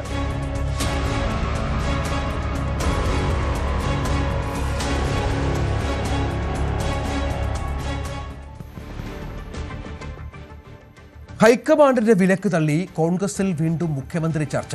ഇടവേളയ്ക്ക് ശേഷം അജയ് തറയിലാണ് എന്റെ സ്വപ്നത്തിലെ മുഖ്യമന്ത്രി എന്ന പേരിൽ ഫേസ്ബുക്ക് പോസ്റ്റുമായി എത്തിയത്. സമരസംഘടനാ പാരമ്പര്യവും ജനങ്ങളെ ചേർത്ത് നിർത്തുന്ന ആളുമാകണം മുഖ്യമന്ത്രി എന്നാണ് അജയ് തറയിൽ ആവശ്യപ്പെടുന്നത്. അതേസമയം KC വേണുഗോപാലിനായി അണിയറയിൽ ഡോക്യുമെന്ററി തയ്യാറാവുകയാണ്. VD സതീശന്റെ നിയമസഭാ പ്രസംഗങ്ങളുടെ പുസ്തക പ്രകാശനവും വൈകാതെ ഉണ്ടാകും. ഇതിനിടയിൽ രമേശ് ചെന്നിത്തലയ്ക്ക് വേണ്ടി സൈബർ ഇടങ്ങളിൽ പ്രചരണം കൊഴുക്കുന്നു. മുഖ്യമന്ത്രി സ്ഥാനത്തെ ചൊല്ലിയുള്ള തർക്കം അതിര് കടന്നതോടെ ഹൈക്കമാൻഡ് പരസ്യ ചർച്ചകൾക്ക് വിലക്കേർപ്പെടുത്തിയതിന് പിന്നാലെയാണ് ഇടവേളയ്ക്ക് ശേഷം കോൺഗ്രസിന്റെ മുതിർന്ന നേതാവ് അജയ് തറയിൽ ഫേസ്ബുക്ക് പോസ്റ്റുമായി രംഗത്തെത്തിയിരിക്കുന്നത്. എന്റെ സങ്കല്പത്തിലെ മുഖ്യമന്ത്രി ആരാകണം എന്ന് കൃത്യമായി പരാമർശിച്ചുകൊണ്ടാണ് ഈ ഫേസ്ബുക്ക് പോസ്റ്റ്. വിദ്യാർത്ഥി യുവജന കാലഘട്ടം മുതൽ സമരരംഗത്ത് സജീവമായിരുന്ന ആളായിരിക്കണം. ജലപീരങ്കി പ്രയോഗത്തിൽ ഒരു തുള്ളി വെള്ളമെങ്കിലും ശരീരത്തിൽ പതിച്ചയാളായിരിക്കണം. ജയിൽ ശിക്ഷ അനുഭവിച്ചയാളായിരിക്കണം എന്നതുൾപ്പെടെ തന്റെ സങ്കല്പത്തിൽ മുഖ്യമന്ത്രി സ്ഥാനത്തേക്ക് വരുന്ന വ്യക്തി ഏതൊക്കെ പ്രതിസന്ധികളിലൂടെ രാഷ്ട്രീയ പ്രവർത്തനം നടത്തിയ ആളായിരിക്കണമെന്ന് വ്യക്തമാക്കുന്ന ഫേസ്ബുക്ക് പോസ്റ്റാണ് അജയ് തറയിലിൻ്റെതായി ഇപ്പോൾ പ്രത്യക്ഷപ്പെട്ടിരിക്കുന്നത്. അതിന് താഴെ VD സതീശൻ അനുകൂലികൾ വലിയ എതിർപ്പുമായി രംഗത്തെത്തിയിരിക്കുന്ന, കമന്റ് ബോക്സിൽ വലിയ പ്രതിഷേധവുമായി രംഗത്തെത്തിയിരിക്കുന്ന പശ്ചാത്തലമുണ്ട്. അതിനിടയിലാണ് ഇടവേളയ്ക്ക് ശേഷം വീണ്ടും ഈ ചർച്ചകൾ ചൂടുപിടിച്ചിരിക്കുന്നത്. പ്രതിപക്ഷ നേതാവ് VD സതീശന്റെ നിയമസഭാ പ്രസംഗങ്ങളുടെ പ്രകാശനം വൈകാതെ തന്നെ ഉണ്ടാകും. അതോടൊപ്പം AICCയുടെ സംഘടനാകാര്യ ജനറൽ സെക്രട്ടറി കൂടിയായ KC വേണുഗോപാലിനെ പ്രകീർത്തിച്ചുകൊണ്ടുള്ള ഒരു ഡോക്യുമെന്ററി അണിയറയിൽ തയ്യാറായിക്കൊണ്ടിരിക്കുകയാണ്. അതിനിടെയാണ് മുതിർന്ന കോൺഗ്രസ് നേതാവ് മുൻ പ്രതിപക്ഷ നേതാവൊക്കെയായ രമേശ് ചെന്നിത്തലയ്ക്ക് വേണ്ടി സൈബറിടങ്ങളിൽ വലിയ ക്യാമ്പയിൻ കഴിഞ്ഞ ദിവസം തുടങ്ങിയിരിക്കുന്നത്. രമേശ് ചെന്നിത്തല നയിക്കട്ടെ എന്ന് പറയുന്ന സൈബർ ക്യാമ്പയിനാണ് ചെന്നിത്തല അനുകൂലികൾ തുടക്കം കുറിച്ചിരിക്കുന്നത്. അദ്ദേഹത്തെ നേതൃസ്ഥാനത്തേക്ക് കൊണ്ടുവരേണ്ടതിന്റെ അനിവാര്യത വ്യക്തമാക്കുന്ന പോസ്റ്റുകളടക്കം സമൂഹ മാധ്യമങ്ങളിൽ പ്രചരിക്കുന്നുണ്ട്. ഇങ്ങനെ ഹൈക്കമാൻഡിന്റെ വിലക്ക് ഒരു വശത്ത് നിൽക്കുമ്പോഴാണ് മറുവശത്ത് ഈ നേതാക്കളുടെ പേരുകൾ ഉയർത്തിക്കാണിച്ചുകൊണ്ട് അണികൾ പ്രവർത്തകർ പരസ്യമായ വാക്പോരുമായി വീണ്ടും രംഗത്തെത്തുന്ന സാഹചര്യം ഉണ്ടായിരിക്കുന്നത്. തെരഞ്ഞെടുപ്പിന്റെ ഫലം വരാൻ ഒരു ആഴ്ചയും ഏതാനും ദിവസങ്ങളും മാത്രം ബാക്കി നിൽക്കുന്നതിനിടയിലാണ് കോൺഗ്രസിലെ മുഖ്യമന്ത്രി ചർച്ച വീണ്ടും ചൂടുപിടിക്കുന്ന തരത്തിലേക്ക് എത്തിയിരിക്കുന്നത്. കേരളത്തിൽ കൂടുതൽ സീറ്റുകൾ നേടി BJP നില മെച്ചപ്പെടുത്തുമെന്ന് BJP ദേശീയ അധ്യക്ഷൻ നിതിൻ നബീൻ ന്യൂസ് 18നോട്. LDF UDF മാച്ച് ഫിക്സിംഗ് ആണ് കേരളത്തിൽ നടക്കുന്നതെന്നും network 18 group editor in chief Rahul ജോഷിക്ക് നൽകിയ അഭിമുഖത്തിൽ നിതിൻ നബീൻ വ്യക്തമാക്കി. केरला में आप कैसे देखते हैं, कौन जीतेगा? कांग्रेस का पड़ला भारी है या फिर पिनराई विजयन का? जिस प्रकार से केरल में हम लोग की बढ़ोतरी हो रही है, 1.5% से 20% तक वोट पे गए. कल तक इन दोनों की जो मैच फिक्सिंग थी, LDF UDF की जो खेल चलता था, मैं मानता हूं कि बीजेपी ने स्पष्ट रूप से अपनी उपस्थिति बड़े अंक के साथ दर्ज की है और कहीं न कहीं ये उपस्थिति दिख रही है कि भारतीय जनता पार्टी का भविष्य अब केरल में दम सामने आने वाला है. तो ये जो LDF UDF का खेल है, इनकी मैच फिक्सिंग गेम चलती रहेगी.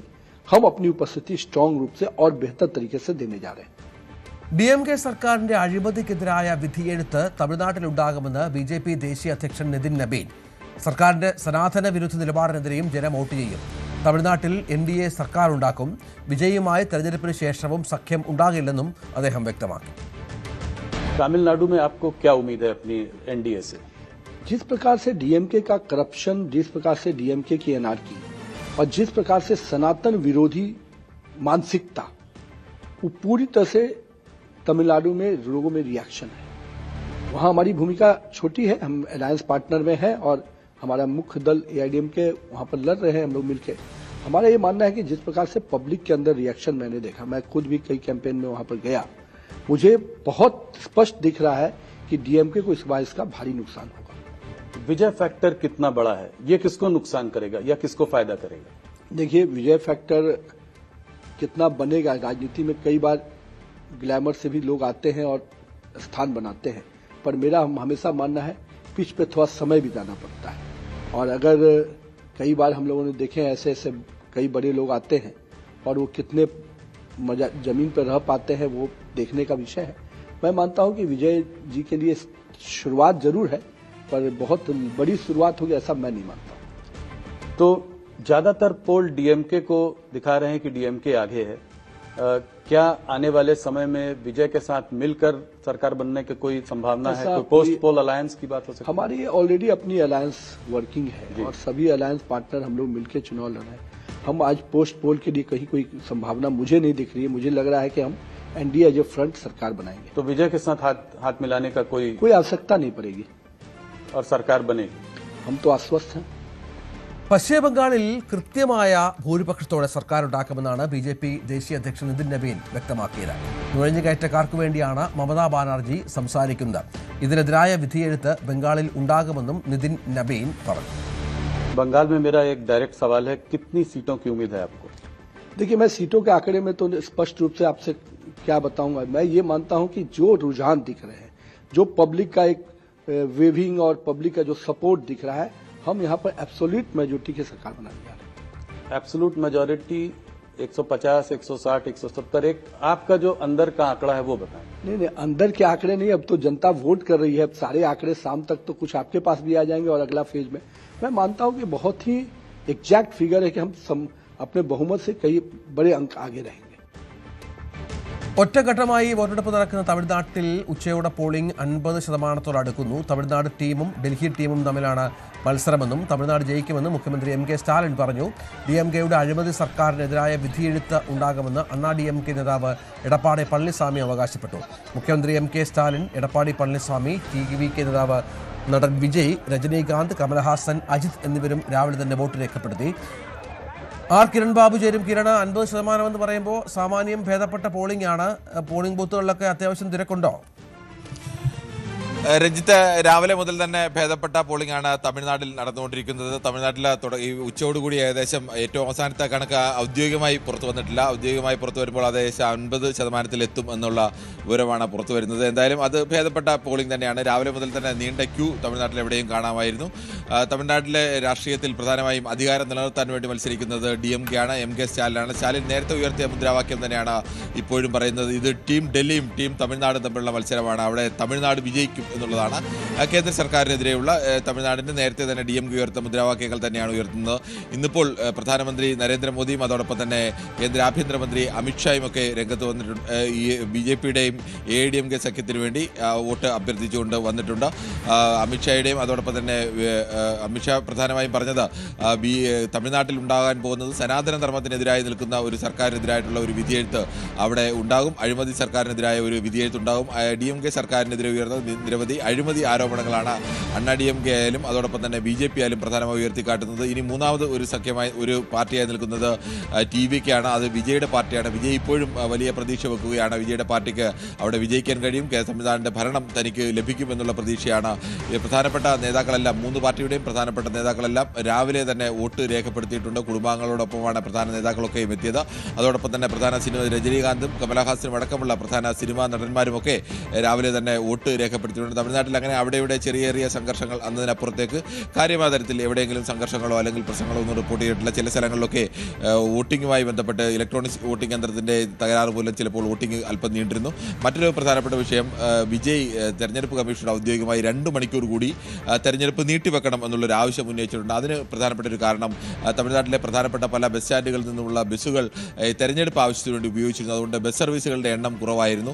ഈ ബസ് സർവീസുകൾ മുടങ്ങിയത് കാരണം പലർക്കും വോട്ടിംഗ് കേന്ദ്രത്തിൽ എത്താൻ കഴിയുന്നില്ല. അതുകൊണ്ട് കൂടുതൽ സമയം 2 മണിക്കൂർ കൂടി വേണം എന്നുള്ളൊരു ആവശ്യം ഉന്നയിച്ചിട്ടുണ്ട്. സാധാരണഗതിയിൽ അങ്ങനെ തെരഞ്ഞെടുപ്പ് ദിവസം ഇത്തരം ഒരു ആവശ്യം ചൂണ്ടിക്കാണിച്ച് ഉന്നയിച്ചാൽ അത് പരിഗണിക്കുന്ന ഒരു പതിവില്ല. അത് പരിഗണിക്കാനുള്ള സാധ്യത കുറവാണ് എന്നുള്ള റിപ്പോർട്ടുകൾ തന്നെയാണ്. പക്ഷേ തെരഞ്ഞെടുപ്പ് കമ്മീഷൻ ഔദ്യോഗികമായി ഇത് സംബന്ധിച്ച് ഏതെങ്കിലും തരത്തിലുള്ള ഒരു പ്രതികരണം ഒന്നും തന്നെ നടത്തിയിട്ടില്ല. കോൺഗ്രസിൻ്റെ മല്ലികാർജ്ജുൻ ഖാർഗെയും പ്രധാനമായും പ്രതികരണവുമായി വന്നിട്ടുണ്ട്. ഇത് ഫെഡറലിസം സംരക്ഷിക്കാൻ വേണ്ടിയും തമിഴരുടെ സ്വാതന്ത്ര്യം സംരക്ഷിക്കാൻ വേണ്ടിയുള്ള പോരാട്ടമാണ്. ആ പോരാട്ടത്തിൽ കേന്ദ്ര സർക്കാരിനെതിരായ നിലപാട് സ്വീകരിക്കണമെന്നുള്ള അഭ്യർത്ഥന അദ്ദേഹവും നടത്തിയിട്ടുണ്ട്. ബംഗാളിൽ എങ്ങനെ പുരോഗമിക്കുന്നു കിരൺ? ബംഗാളിലും വാശിയേറിയ പോരാട്ടമാണല്ലോ. ബംഗാളിൽ കുറെ കൂടി മെച്ചപ്പെട്ട പോളിംഗ് ആണ്. ബംഗാളിൽ ഉച്ചയോടുകൂടി 50% പോളിംഗ് കഴിഞ്ഞിരിക്കുന്നു. 50% മേൽ പോളിംഗ് നടന്നിരിക്കുന്നു. ബംഗാളിനെ സംബന്ധിച്ചിടത്തോളം മുർഷിദാബാദിൽ നിന്നാണ്. അവിടെ വലിയ തരത്തിലേക്കുള്ള കേന്ദ്ര സേനയുടെ വിന്യാസമൊക്കെ ഉണ്ടായിരുന്നു. അവിടെ ആ തരത്തിൽ വലിയ തൃണമൂൽ കോൺഗ്രസിനെതിരെ ബൂത്ത് പിടുത്തം അടക്കമുള്ള ആരോപണങ്ങൾ ഉണ്ടായിരുന്നു. പക്ഷേ ആ തരത്തിലേക്കുള്ള റിപ്പോർട്ടുകൾ എവിടെയും ഉണ്ടായിട്ടില്ല. മുർഷിദാബാദിൽ മാത്രമാണ് തൃണമൂൽ പ്രവർത്തകരുമായിട്ട് ചില സംഘർഷങ്ങൾ അവിടെ ഉണ്ടാകുകയും അവസാനം പോലീസ് നടപടിയിലേക്കൊക്കെ എത്തുകയും ചെയ്തത്. ബംഗാളിനെ സംബന്ധിച്ച് ബംഗാളിൽ അന്താരാഷ്ട്ര നിരീക്ഷകരൊക്കെ അവിടെ എത്തിയിട്ടുണ്ട്. അവർ ബംഗാളിലെ തെരഞ്ഞെടുപ്പ് നടപടിക്രമങ്ങളിൽ വലിയ തോതിലുള്ള തൃപ്തിയാണ് രേഖപ്പെടുത്തിയിട്ടുള്ളത്. വിദേശ രാജ്യങ്ങളിൽ നിന്നുള്ള സംഘമടക്കം ബംഗാളിലുണ്ട്. ബംഗാളിൽ പ്രധാനമായും മമതാ ബാനർജിയും BJPയും തമ്മിലുള്ള പോരാട്ടമാണ് പ്രധാനമായി നടക്കുന്നത്. മമതാ ബാനർജി അധികാരം വീണ്ടും നിലനിർത്തും എന്നുള്ള പ്രസ്താവനകളാണ് മമതാ ബാനർജിയുടെ ഭാഗത്തു നിന്ന് വരുന്നത്. ഫെഡറലിസം സംരക്ഷിക്കാൻ വേണ്ടിയുള്ള പോരാട്ടമാണ്. ബംഗാളികളുടെ അഭിമാനം സംരക്ഷിക്കാൻ വേണ്ടിയുള്ള പോരാട്ടമാണ്. അത് ഡൽഹിക്ക് കീഴടങ്ങാൻ അനുവദിക്കില്ല എന്നുള്ളതാണ് മമതാ ബാനർജി പ്രധാനമായും ഉന്നയിക്കുന്നത്. എന്നാൽ മമതാ ബാനർജിക്കെതിരെ ഉന്നയിക്കുന്നത് ബംഗ്ലാദേശികളെ ധാരാളമായി ബംഗാളിലേക്ക് കടത്തിവിടുന്നു, ബംഗാളിൻ്റെ സ്വത്തും തന്നെ ഇല്ലാതെയാക്കുന്നു എന്നുള്ള ആരോപണം തന്നെയാണ് BJP പ്രധാനമായും മമതാ ബാനർജിക്കെതിരെയും ഉന്നയിച്ചിട്ടുള്ളത്. മറ്റ് 2 പ്രധാനപ്പെട്ട പാർട്ടികൾ കോൺഗ്രസും ഇടതു പാർട്ടികളുമാണ്. കോൺഗ്രസിനും ഇടതു പാർട്ടികൾക്കുമൊക്കെ സ്വാധീനമുള്ള അല്ലെങ്കിൽ വിജയസാധ്യത അവർ പ്രതീക്ഷിക്കുന്ന ചില മണ്ഡലങ്ങൾ കൂടി ഉൾപ്പെടുന്നതാണ് ഇന്നത്തെ തെരഞ്ഞെടുപ്പ്. ഒന്നാം ഘട്ടത്തിൽ പങ്കുവച്ചത്. നിതിൻ രാജിന്റെ മരണത്തിൽ കുറ്റക്കാർക്കെതിരെ നടപടി എടുക്കണമെന്നാവശ്യപ്പെട്ട് അഞ്ചരക്കണ്ടി ഡെന്റൽ കോളേജിലേക്ക് നടത്തിയ യൂത്ത് ലീഗ് മാർച്ചിൽ സംഘർഷം. ബാരിക്കേഡ് മറികടക്കാൻ ശ്രമിച്ച പ്രവർത്തകരെ പോലീസ് ബലം പ്രയോഗിച്ച് നീക്കി. ഇതിനിടയിൽ കേസിൽ പ്രതികളായ അധ്യാപകർ സമർപ്പിച്ച മുൻകൂർ ജാമ്യാപേക്ഷയിൽ തലശ്ശേരി ജില്ലാ സെഷൻസ് കോടതി അല്പസമയത്തിനകം വിധി പറയും. നിതിൻ രാജിന്റെ മരണവുമായി ബന്ധപ്പെട്ട് ഇന്നും അഞ്ചരക്കണ്ടി കോളേജിൽ വലിയ പ്രതിഷേധമുയർന്നു. യൂത്ത് ലീഗിന്റെ നേതൃത്വത്തിൽ നടത്തിയ മാർച്ചിൽ ഉന്തും തള്ളുമുണ്ടായി. ബാരിക്കേഡ് മറികടന്ന് പ്രവർത്തകർ കോളേജിലേക്ക് ഇരിച്ചു കയറിയപ്പോൾ പോലീസ് ഇവരെ തടയുകയും പിന്നീട് അവിടെ നിന്നും ഉന്തും തള്ളുമാണ് ഉണ്ടായത്. എന്തായാലും ഏറെ നേരത്തെ സംഘർഷത്തിനൊടുവിലാണ് പോലീസ് ഇവരെ ഫലം പ്രയോഗിച്ച് അറസ്റ്റ് ചെയ്ത് നീക്കിയത്.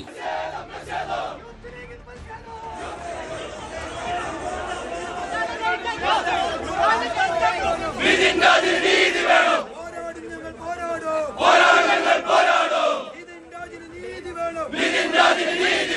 ഏതായാലും കേസിൽ പ്രതികളായ റാമിൻ്റെയും സംഗീതയുടെയും മുൻകൂർ ജാമ്യ ഹർജി ഇന്ന് തലശ്ശേരി സെഷൻസ് കോടതിയിൽ പരിഗണിക്കുന്നുണ്ട്.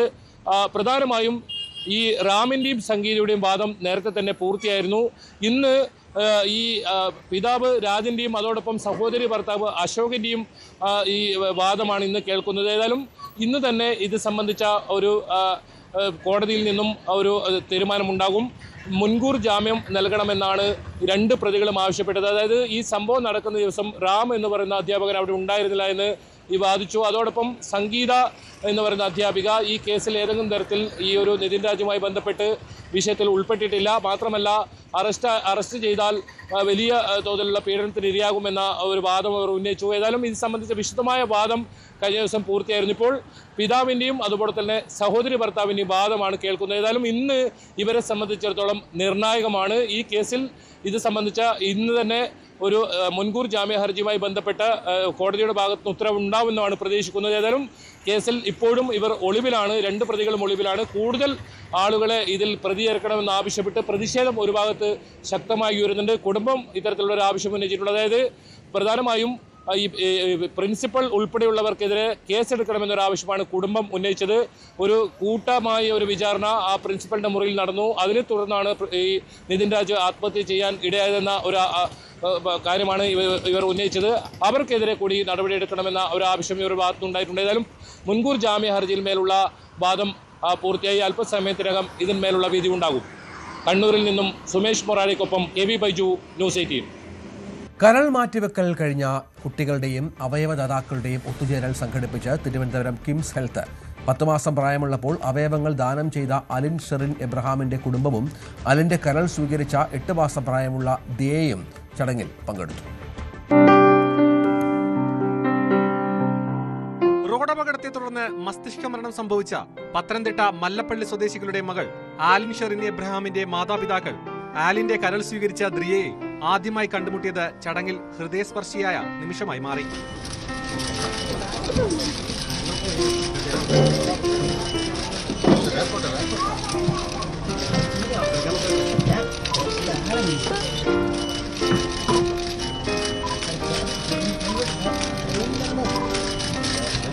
വേർപാടിന്റെ ദുഃഖത്തിലും മറ്റുള്ളവർക്കായി ഉറച്ച തീരുമാനമെടുത്ത കുടുംബാംഗങ്ങളെയും ആംബുലൻസ് ഡ്രൈവർമാരെ അടക്കം ചടങ്ങിൽ ആദരിച്ചു.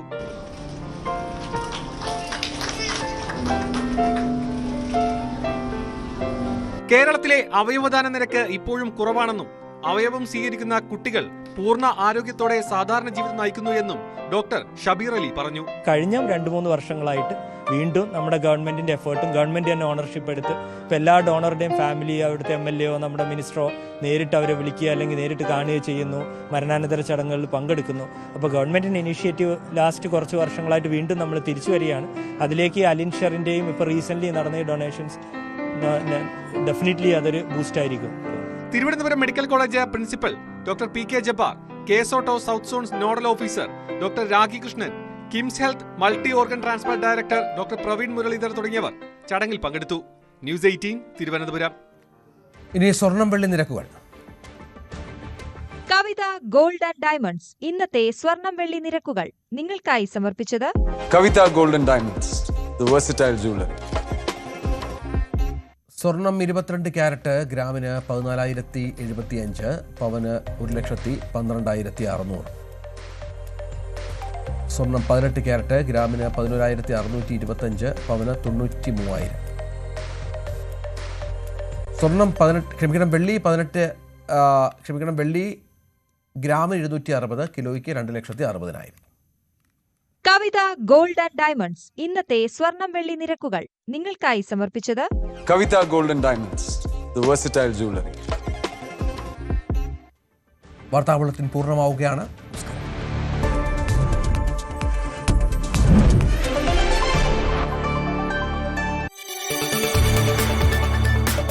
കൂടുതൽ വാർത്തകൾക്ക് news 18 Keralam YouTube channel subscribe ചെയ്യുക.